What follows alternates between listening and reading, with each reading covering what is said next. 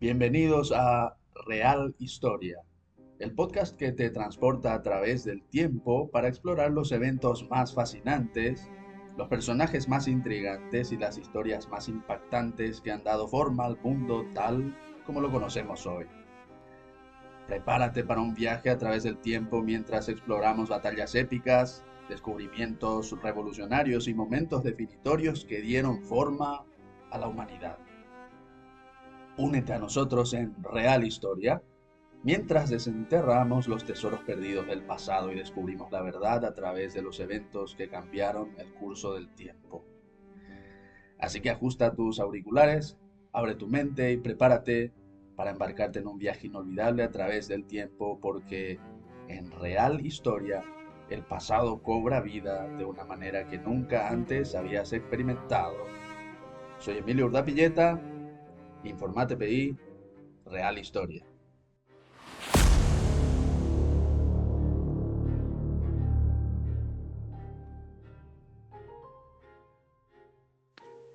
Martes 23 de julio del 2024. Llegamos al episodio final de esta extensa saga sobre la paz del Chaco. Paraguay debió luchar las dos guerras internacionales más sangrientas de la historia americana, ganando para sí un prestigio inigualado ante los demás pueblos hispanos por su férreo heroísmo ante las más adversas circunstancias. No obstante, la mesa de negociaciones se le mostró esquiva por razones más allá de su propio control. Se llegó así al 21 de julio de 1938. Esto es la real historia. La Conferencia de la Paz del Chaco pasó por febriles encontronazos en el mes de julio de 1938. Como vimos en el episodio anterior, el 9 de julio de 1938, se firmó en la capital porteña una serie de acuerdos secretos, mayormente diseñados por el delegado de los Estados Unidos, Sproul Braden, en los que Paraguay retrocedía 50 a 100 kilómetros detrás de la línea de Itos para la realización de un presunto arbitraje ex equo et bono, pero que en realidad no era sino una farsa, un mero simulacro, pues Bolivia ya había sido adjudicada con casi la totalidad del territorio que supuestamente se iba a arbitrar a expensas del Paraguay y su dominio sobre la línea de Itos. El 21 de julio de 1938 se firmó el definitivo Tratado de Paz, Amistad y Límites entre las repúblicas de Bolivia y Paraguay ante la Conferencia de la Paz del Chaco en Buenos Aires. Por Bolivia firmaron Eduardo Díez de Medina, ministro de Relaciones Exteriores, y Enrique Finot, presidente de la delegación boliviana.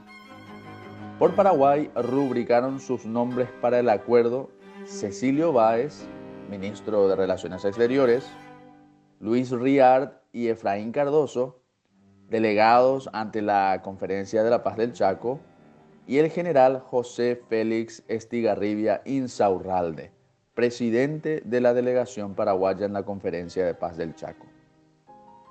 En resumen, el texto de este tratado señala en sus artículos: primero, que se restablece la paz entre Bolivia y Paraguay.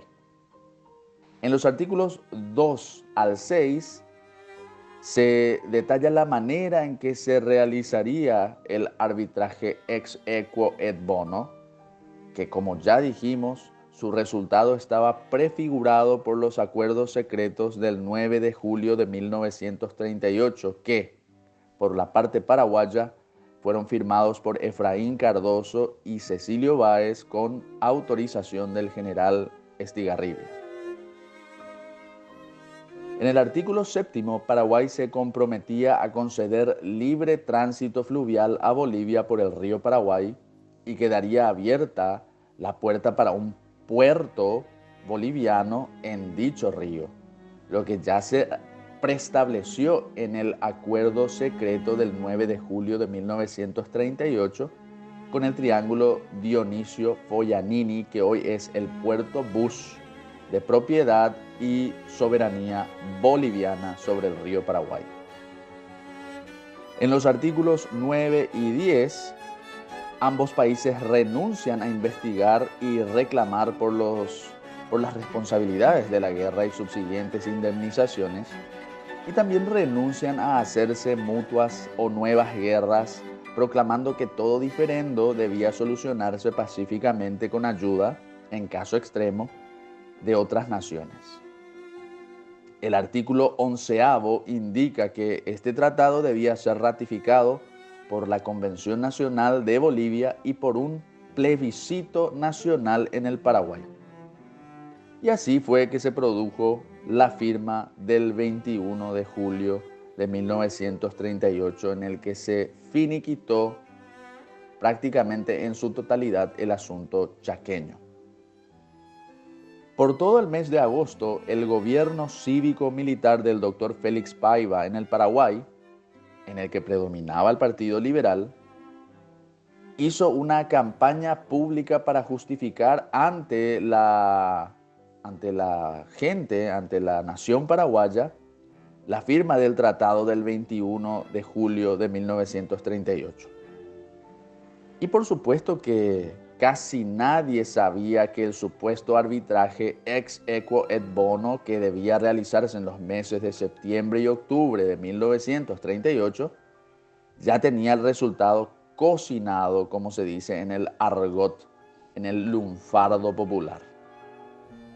El resultado de los comicios de este simulacro de plebiscito, según la Corte Suprema de Justicia del Paraguay, fue de 135.835 votos a favor del acuerdo de paz, 13.207 en contra del acuerdo de paz y 559 votos en blanco. Esta farsa, porque no se la puede llamar de otra manera, demuestra toda la perversión de la democracia liberal, que se aprovechó de la ignorancia del pueblo, al que se hizo forzoso cómplice de aquello que ya se había cocinado en secreto el 9 de julio de 1938, puesto que la gran mayoría de los paraguayos, quizás el 95% de los paraguayos, nada sabían del tratado secreto del 9 de julio de 1938. Este plan de plebiscito nacional fue idea de Efraín Cardoso y del yanqui Sproul Braden, y debe decirse que funcionó a la perfección, pues acalló a la oposición en el Paraguay. Tal y como estaba previsto, el 10 de octubre de 1938, el llamado Colegio Arbitral presentó el resultado del fraudulento arbitraje. Coincidía exactamente con los acuerdos secretos que Efraín Cardoso y Cecilio Báez firmaron por autorización de José Félix Estigarribia el 9 de julio de 1938. Aunque Paraguay recibió una pequeña compensación hacia la zona al norte del Fortín Pando, terminó retrocediendo definitivamente de la línea de Itos, en algunos casos entregando por completo, por ejemplo, la zona del Mandiyupecuá, diciéndose para siempre adiós al río Parapití, y entregándose la zona del noreste de Bahía Negra en la región del Fortín Vanguardia, que se convertiría en el triángulo Dionisio Foglianini de Bolivia, hoy Puerto Bus, sobre el río Paraguay. Hablando en números concretos, porque las matemáticas no mienten, con la línea de Itos del 12 al 14 de junio de 1935, Paraguay ocupaba aproximadamente 265.000 kilómetros cuadrados del Chaco Boreal y Bolivia unos 59.000 kilómetros cuadrados. Tras el arbitraje del 10 de octubre de 1938, Paraguay redujo su tenencia a unos 247.000 kilómetros cuadrados, en números redondos, obviamente, y Bolivia creció hasta poseer 77.000 kilómetros cuadrados del Chaco como ya dije, en cifras redondeadas. Esto es, que Paraguay perdió por lo menos 18.000 kilómetros cuadrados de territorio chaqueño. Siempre hablamos de números redondeados, aclaro. Las matemáticas no mienten. Podrá discutirse si 16.000, 18.000 kilómetros cuadrados de territorio cedidos el 9 de julio de 1938 es mucho o es poco. Pero lo innegable es que ese territorio se entregó a Bolivia en un acuerdo secreto que existe en los anales de nuestra historia como acto funesto y verdaderamente triste. Y aquí ya ni siquiera hablamos de las aspiraciones históricas del Paraguay, que reclamaba para sí la posesión de todo el Chaco Boreal. Simplemente hablamos de lo que se cedió en la región de la línea de Itos. Además, Paraguay en los papeles debía recibir 2.400.000 libras esterlinas de indemnizaciones. Pero el único dinero que consta en los documentos que obtuvo nuestro país fue de 100.000 pesos argentinos que Bolivia accedió a pagar en diciembre de 1938. Así quedó definitivamente cerrado el asunto chaqueño, que tendría algunos detallecitos más que se tratarían en enero de 1939. Concluyó, se cerró de esta manera todo lo que envuelve y todo lo que está relacionado con la guerra del Chaco. Usted, querido oyente, sacará sus conclusiones. Todo lo que relaté en mayor o menor medida está perfectamente documentado por la obra del estadounidense Leslie Routh Jr., titulada Politics of the Chaco Peace Conference 1935-1939. Creo que hace poco se publicó una traducción al español de este trabajo.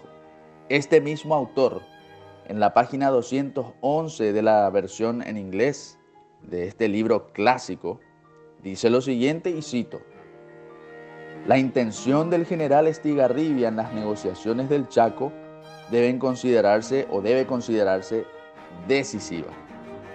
El héroe de la guerra del Chaco, dice Routh, era quizás la única persona en Paraguay con suficiente prestigio para hacer concesiones y escapar a las denuncias de traidor. Estigarribia, continúa el historiador estadounidense, como embajador de Paraguay ante los Estados Unidos, no tenía autoridad sobre la delegación de Buenos Aires y, sin embargo, aceptó los términos de la conferencia para el Paraguay y depuso al canciller Zubizarreta como presidente de la delegación.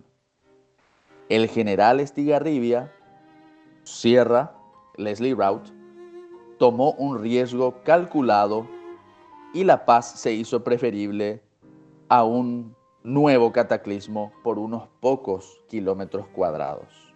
El yanqui Spruill Braden, figura clave de este entuerto, coincide con su compatriota Leslie Routh. De hecho, que Routh en su libro no es neutral porque sale a favor de Estados Unidos. Hay que señalar eso. Leslie Routh no es neutral, sale a favor de la diplomacia estadounidense en las negociaciones de paz, es decir, lo que hizo Spruill Braden en resumidas cuentas. Y el yanqui Braden llegó a decir que el apoyo dado por el general Estigarribia a Efraín Cardoso, que se logró gracias a sus negociaciones y las de Washington D.C. con el líder paraguayo, fue fundamental. De nuevo, solamente resta decir, usted, querido oyente, sacará sus propias conclusiones. El canciller Jerónimo Zubizarreta, a quien el yanqui Braden quería quitar como sea de la ecuación por su patriótica intransigencia, a pesar de que fue derrotado, es uno de los más grandes héroes civiles del Paraguay. Y cayó de pie Zubizarreta, con las botas puestas. Nuestro país tiene una deuda con este inmenso caballero.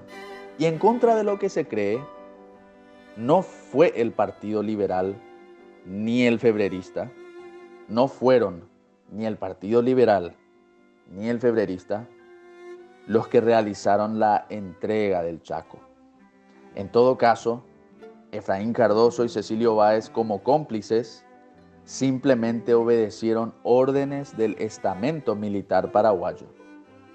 La responsabilidad histórica de lo sucedido recae sobre un solo hombre, inmenso en sus luces y en sus sombras también: José Félix Estigarribia Insaurralde.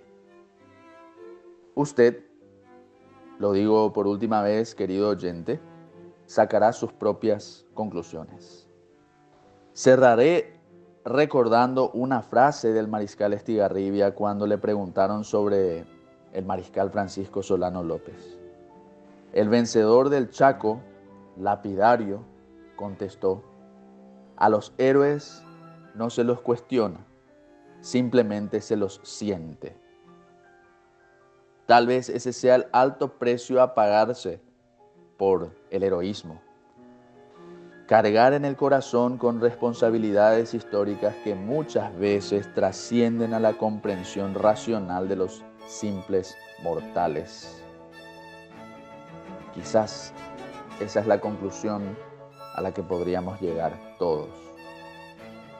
Y de esta manera damos cierre a la saga que hicimos de varios episodios sobre la paz del Chaco.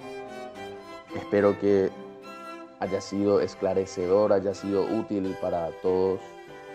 Y nos volveremos a encontrar, si Dios así lo permite, con una nueva saga sobre historia del Paraguay e historia universal también, en La Real Historia, el próximo martes, si Dios así lo permite. Permiso.